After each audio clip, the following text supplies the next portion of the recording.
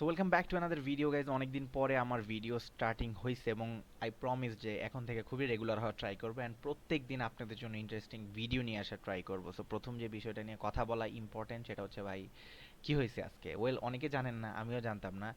একটু আগে জানছি যে বাংলাদেশ জিম্বাবুর সাথে টেস্ট সিরিজ তো হারছে অ্যান্ড লাকিলি বাংলাদেশ লাস্ট ম্যাচটা কোনো মতে জিতছে, যেখানে তারা 2-1 যে ওডিআই ফরম্যাটে সে ফরম্যাটের থেকে 2-1-এর একটা ভিক্টোরি নিছে। সো ইন্টারেস্টিং বিষয় সেটা নেই, ইন্টারেস্টিং বিষয় হচ্ছে যে ভাই কি লাভ এসব জয়। ক্যান ইউ মানে আপনি যদি টোটালি দেখেন ম্যাচটা, আপনি কি ম্যাচে থেকে কি পাইছেন? কিছুই পান নাই, প্রথম কথা। সেকেন্ড কথা হচ্ছে যে বাংলাদেশের ওডিআই যে ফরম্যাটটা সেটা তো বাংলাদেশ সম্পূর্ণভাবে বাস খাইছে। অস্ট্রেলিয়ার সাথে ওডিআই জিতার পরে বাংলাদেশের মানুষের অ্যাগেইন আমি জানি না কেন একটা ফেক কনফিডেন্স চলে আসে বারবার। এবার পিচ তো ভালো হয়েছে পিচ। তো আমার কোশ্চেন হচ্ছে বিদেশের পিচে প্রবলেম কি? তাদের পিচে কি এক্সট্রা কিছু দেয় নাকি এক্সট্রা কিছু অ্যাড করা হয়? আমি জানি না, লাইক কেন তারা এরকম পারফরমেন্স বের করে বিদেশের মাটিতে, হোক সেটা জিম্বাবুয়ে, কিন্তু বিদেশের মাটিতে বাংলাদেশের হাগা ইজ কনস্ট্যান্ট এবং এটা অলওয়েজ চলবে, এটা নন স্টপ এবং এটা অলওয়েজ আমাদেরকে এরকম একটা আউটকাম দিবে।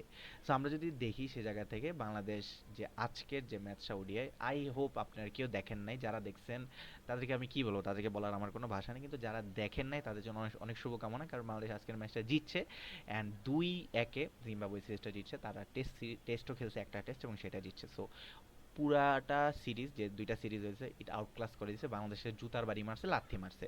এবং আমরা এত বড় বেহাইয়া, আমরা অবশ্যই সেই সব জিনিস দেখে কোনো চিন্তিত না, কারণ আমরা অস্ট্রেলিয়ার সাথে ওডিআই সিরিজ জিতছি, এটা নিয়ে আমরা সামনে 10 বছর কাটাই দিতে পারবো। সো আমাদের সমস্যাটা কোন জায়গায়? আমাদের সমস্যাটা হচ্ছে আমরা কম জিনিসে হ্যাপি হয়ে যাই। এটা আপনি এই সেক্টর বলেন বা প্রত্যেকটা সেক্টরে আমরা কম পাইয়ে হ্যাপি হয়ে যাই। আমাদের সীমাবদ্ধতা আছে। যারা ভালো খেলে, যারা ভালো রকম ডমিনেশন করে, যারা কিছু অ্যাচিভ করে, তাদের কোনো লিমিট নাই। দে আর বিকাম ফাস্টার এবং গ্রোথ হইতে থাকে এবং তারা শিখার শেষ নাই এবং তারা ভালো করার কোনো শেষ নাই। তারা দিন দিন অন্য লেভেলে যাওয়ার ট্রাই করে। But the interesting fact is ভাই বাংলাদেশে বেশি প্রশংসা হয়ে গেছে। সো গেস হোয়াট, আমরা আমাদের আসল জায়গায় চলে আসি। সো সেই জায়গায় চলে আসছে বাংলাদেশ, যেখানে মাত্র 200 রান টার্গেট, সেটা বাংলাদেশ চেস করছে এবং সেটা চেস করে এমন একটা ভাব করতেছে যে বহুত কিছু হয়ে গেছে। এর আগে দুইটা সিরিজ লস হয়েছে, জঘন্যভাবে লস হয়েছে, নর্মাল কোনো লস না। এই জায়গা থেকে ভাই কোনো তো লাভ নাই। সো দিন শেষে একটাই ফ্যাক্ট হচ্ছে বাংলাদেশের এই পুরা সিরিজটা থেকে বাংলাদেশ একটা মানে বলে রিয়েলিটি চেক পাইছে। বাট ভাই এসব রিয়েলিটি চেক বাংলাদেশ বহুত পাইছে, কোনো লাভ হয় না এদের জন্য। মানে মানে 0% লাভ আমার মনে হয়। বাংলাদেশ সামনের কোনো ট্রফি বলেন, এশিয়া কাপ বলেন, কিচ্ছু ঘোরার বাল কিছুই ছিটতে পারবে না, সোজা কথা। সো ইন টোটালি বলতে গেলে this is the fact.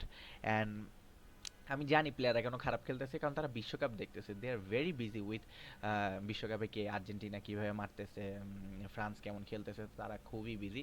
So guys, এই বিষয়ে আপনাদের মতামত কি আমাকে একটু কমেন্টে জানান। আমার ওপিনিয়ন তো আমি দিলাম যে বাংলাদেশ জঘন্য খেলছে অ্যান্ড গেস হোয়াট, খুবই জঘন্য খেলছে। জিম্বাবুর সাথে যদি এই অবস্থা হয়, আপনি জাস্ট ভাবেন বাংলাদেশ কম্পিটিটিভ মার্কেটে গেলে কেমন লেভেলের থাকবে। সো গাইজ, আপনাদের মতামত আমি কমেন্টে জানতে চাই। দেখা হচ্ছে নেক্সট ভিডিওতে।